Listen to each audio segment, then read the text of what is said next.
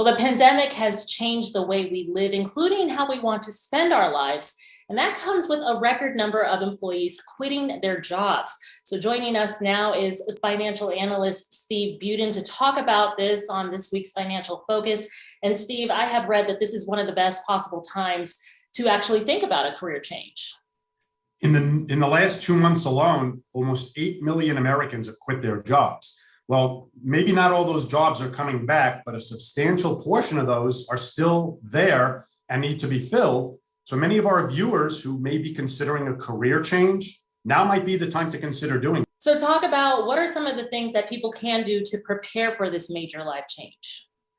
First and foremost, if it's something that is interested to you, keep in mind, arts and entertainment, leisure and hospitality, two of the things Vegas is known for. Those are some of the fields that have the largest job openings right now. A couple of basic things you'd want to consider. Number one, certainly look at your budget.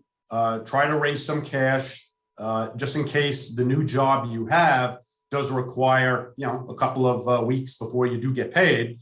Secondly, we talked about this last week. Look at your budget, see where you can cut some short-term expenses. We talked about those memberships, easy things that you can do to help reduce your living expenses for the next couple of months while you're getting your feet wet, potentially in a new career.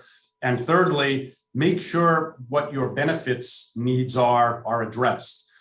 Again, a lot of employers I speak to are fairly desperate, and a lot of them are waiving waiting periods for health insurance, for example, just to attract good candidates. So now's the time. It's probably the best time in decades in terms of worker leverage. A lot of the workers who may have lost some leverage over the past couple of decades really are getting some benefits now. So if we have the chance to find a new employer, what are some of the things that we might want to ask our new employers? You talked about leverage. What can we get out of the next job? Well, I think the benefits packages are really where there's some room to negotiate. Can you get health insurance immediately? Can you qualify for the 401k plan immediately? Many employers are offering signing bonuses. That doesn't hurt to ask. Again, a lot of these jobs have been unfilled for months, and a lot of businesses are desperate to hire. They're raising initial wages, but I think on the benefit side, you can negotiate. And what about on the employer side? What is something that they might be able to do to retain employees?